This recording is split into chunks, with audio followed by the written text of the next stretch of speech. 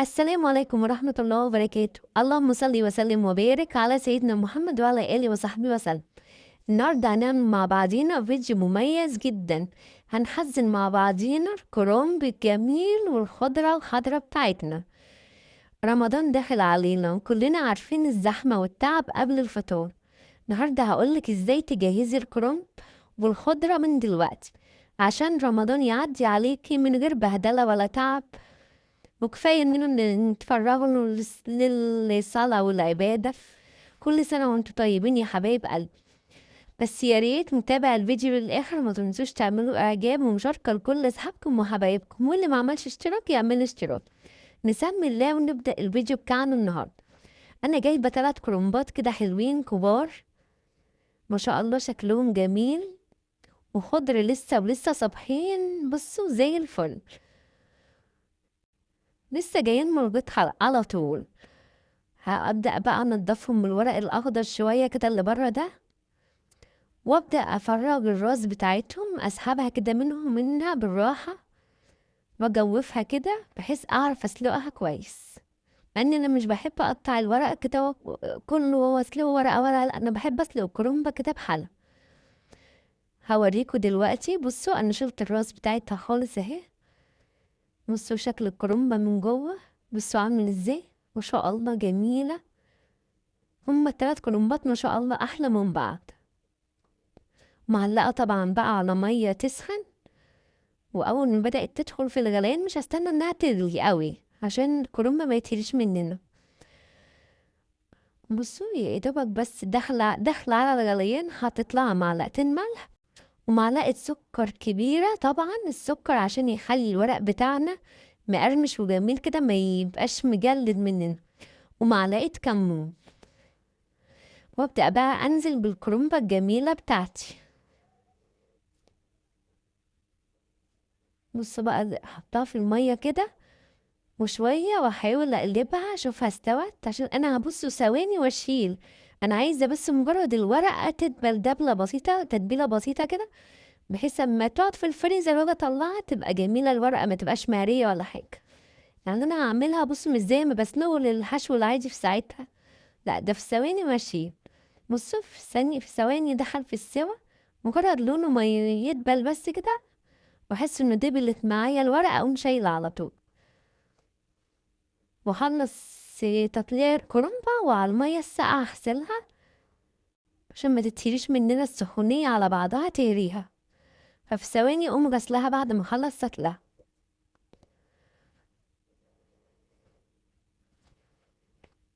جهزي كل حاجة بدري كده قبل زحمة رمضان.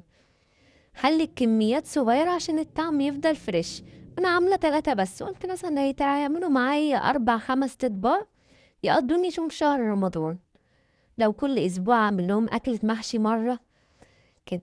والتفريز الصح بيوفر وقت ومجهود وقت الصيام بتاعنا، لان احنا بنبقى صايمين، اللي بيشتغل وبيخرج، اللي بيظبط البيت بتاعنا، بنروق بيتنا، بنظبط حالنا، فاليوم بيبقى قصير جدا. لما تبقى الحاجة جاهزة عندك هتوفر معاكي وقت ومجهود جامد، وبالطريقة دي هتدخلي رمضان وانتي مطمنة، ولا تفكري ولا تتعبي قبل الفطار، تبقى كل حاجة جاهزة عندك كده بقى، تخدعي وتلفي حلة المحشي في ثواني، مش هتاخد منك حاجة. دي أول تفريزات معانا رمضان. أنا لسه بقى هكمل معاكم تفريزات الشهر الكريم كله. لو انتم محتاجين تفريزات معينة قولولي في التعليقات، وانا جايزها لكم على طول. من عيوني يا حبايب قلبي، اللي انتوا عايزينه قولولي عليه في التعليقات. طبعا الكرنب بقى بتاعنا ده غني في فيتامين سي وبيقوي جهاز المناعة، وخصوصا بقى في رمضان والصيام بنبقى محتاجين ناكل حاجة مفيدة. وفي ألياف عالية بتساعد على الهضم وتقلل الانتفاخ، وبيساعد على الإحساس بالشبع لفترة طويلة. بصوا بقى شكل الكرنب بعد ما سلقته كله، ما شاء الله، بسم الله ما شاء الله، الكمية كبيرة ما شاء الله وجميلة. بألف هنا وشفا لكل اللي ياكل يا رب. أنا هقطع معاكم شوية ورق كده عشان أوريكم بس بتقطع ازاي. أنا عارفة طبعا إن كلكم شاطرين، بس أنا باعمله كده قدّام البنات الصغيّرين اللي لسه داخلين المطبخ، العرايس الحلوين اللي لسه متجوّزين جداد وما كانوش بيدخلوا المطبخ يشوفوا، لكن أنا عارفة إن كل اللي بيتفرّج عليَّ شاطر وجميل. بُصّوا، أقطّع الورقة كده على قد ال4 صوابع إيدي بالضبط، عشان تبقى الورقة حلوة، لا كبيرة ولا صغيّرة، معقولة. بُصّوا، أمسك الورقة على صوابع إيدي كده وأقطعها، بنفس الشكل كده بُصّوا، على ال4 صوابع إيدي وأقطع، أقطع، تقطيع سهل وجميل وبيوفّر علينا بقى وقت جامد. يبقى الحاجة جاهزة معانا يا دوبك نلِف على طول ونساوي على طول.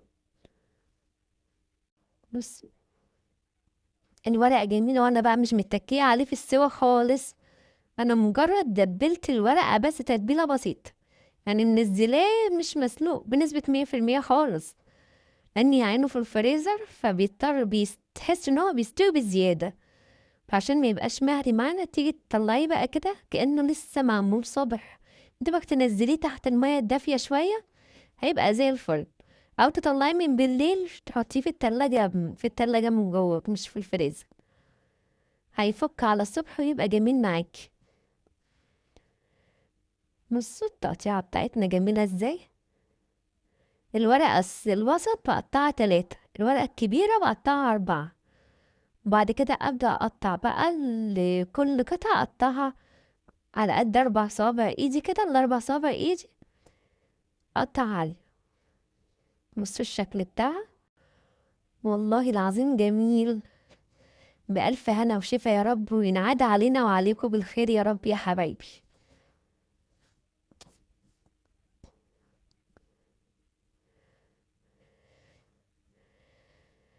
الكرنب طبعًا من الخضار المفيد لجسمنا ومش تقيل في أكله، غير إنه طعمه حلو في المحشي وصحّي ومغذي. بُصّوا بقى الكمية بتاعتي عملت لي قد إيه، ال3 كرنبات عملوا لي قد إيه، ما شاء الله بجد، ربنا مبارك فيه وزايده خالص، ما شاء الله بُصّوا، والله العظيم شكله جميل بجد. ودي بقى الخضرة بتاعتنا اللي هاقطّعها دلوقتي معاكم، أنا هانضّفها كويس واغسلها وانقعها، أنقعها نُص ساعة كده في المَيّة. بُصّوا بقى أبدأ أضبّط هاعبّي دول بقى عشان أحطّهم في الفريزر، أنا جِبت أطباق فويل وأحط فيها وأعملها بقى بالستريبس وأعينها في التلاجة، في الفريزر قصدي. بُصّوا مقدار الطبق 6 صفوف كده حلوين، ما شاء الله يعملوا لي حلة حلوة، يعني الصفوف اللي أنا حاطاها في الطبق دي يعملوا حلة حلوة.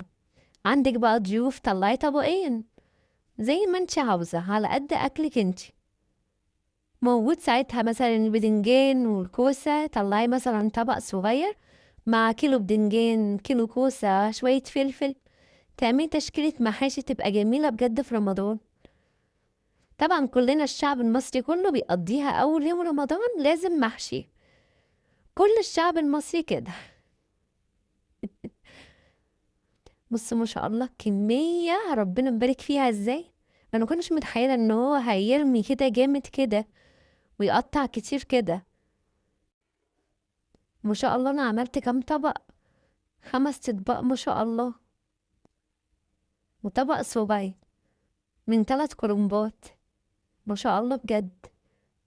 أنتِ لو بتشتريه بقى مسلوق جاهز كده من برّه الطبق مش هييجي قد ده طبعًا، وغير ده وده بقى دي نضافة إحنا غاسلينه كويس ومقطّعينه بطريقتنا، ومقطّعينه التقطيعة اللي إحنا عايزينها كمان. أبدأ بقى أجيب الخضرة بتاعتي أنا نقعتها وغسلتها كويس وسِبتها تنشف خالص عشان أعرف أقطّعها، لإن الخضرة لازم تتعان ناشفة مش مبلول. أشيل الحتة اللي بتبقى فوق دي العيدان اللي فوق، وأبدأ بقى أقطّعها كده تقطيع صغير على قد ما أقدر، يعني على قد ما نقدر نصغّر التقطيعة بتاعتنا. دي بقى الخضرة دي عبارة عن إيه، كزبرة وشبت وبقدونس، 3 أنواع الخضرة، لإن المحشي بيحتاج ال3 أنواع. وعلى رمضان أصلًا الخضرة دي مش هتبقى موجودة كتير، بتبقى غالية أوي، يعني بتبقى غالية الخضرة في رمضان، يبقى عندي متطمنة ما الاقيش، ما فيش حد ينزل يجيب لي، تبقى موجودة الحاجة تحت إيدي في الفريزر، عندي جبت صفحة ومثلا جبت كمية قليلة أطلع معاه كيس من ده مع الصفحة اللي أشتريها. يعني أجيب مثلا حزمتين خضرة مع كيس من اللي أنا هعمله ده، خليها جميلة برضو. يعني يبقى عندي الحاجة أبقى مطمنة، لقيت ما لقيتش أطلع باللي عندي في الفريزر. بصوا بقى الخضرة جميلة ازاي. أبدأ بقى أكيسها في الكيسة الحزين بتاعتي. ما شاء الله برضو الخضرة برضو ما شاء الله، ربنا مبارك فيها على الآخر. بصوا شكل الكرنب جميل ازاي بعد ما تقطع كده وترص في الأطباق، جميل والله جميل وشكله يفتح النفس. بيقول لنا أهلا رمضان. الخضرة بتاعتنا كيسناها ما شاء الله علينا، بعد ما نشفت خالص كيسناها، وهنحاول بقى نخرج منها الهوا خالص عشان تبقى جميلة. تخرجي أهم حاجة بعد ما تقفلي الكيس تدوسي عليه جامد لحد ما تتأكدي إن الهوا خرج كله بنسبة 100%، وتحاولي تبططي الكيس كده يبقى عشان ما ياخدش مساحة في الفريزر، وفي نفس الوقت لما تيجي تطلعيه يبقى جميل. والله بيتنيه أخضر كده يا حبايبي، واحنا بنستعمله لو قعد في الفريزر 6 شهور بيتنيه ما شاء الله عليه أخضر كده. بس أهم حاجة تخرجي منه الهوا جامد، وأما تغسليها وتقطعيها تسيبيها تنشف شوية، ما تحطهاش بميتها في الأكياس، سيبيها ما تبقاش فيها مية خالص، تنشف من أي مية كده. ممكن تطلعيها على فوطة تغسليها وتحطيها على فوطة تنشف، مش تخرجوا الهوا منها جامد عشان ميبقاش فيها هوا، والهوا ده اللي بيغير لون الخضار ويسمره. لكن طول ما تخرجي الهوا منه بيتنيه أخضر. ولما تبططي الكيس كده تيجي تخرجيه في ثواني بيفك، يا دوبك بس تحطيه على الخلطة بتاعتنا بتاعت الرز، هتلاقيه فك معاكي وبقى زي الفل. بألف هنا وشفا يا رب. بصوا شكل الخضرة جميل بجد. دي كده انا عملت معاكم كده الكرنب والخضرة بتاعته. استنوني بقى الفيديو الجاي ان شاء الله اعمل لكم برضو تفريزات رمضان. لو انتم محتاجين حاجة معينة قولوا لي عليها في التعليقات وانا اعملها لكم. انا هشتغل معاكم الفيديوهات الجاية ان شاء الله لتفريزات رمضان. وبكده نكون خلصنا فيديو النهارده. اتمنى يكون الفيديو نال اعجابكم. لو عجبكم الفيديو يا ريت ما تنسوش اللايك والشير وتعليقاتكم الجميلة اللي بتفرح. لو لسه اول مرة تشوفوا قناتي اتمنى الاشتراك في القناة وتفعيل زر الجرس على الكل عشان يوصل لكم كل جديد. استنونا ان شاء الله في وصفات تانية كتيرة سهلة وبسيطة ومميزة. دمتم بخير وبحفظ من الرحمن. السلام عليكم ورحمة الله وبركاته.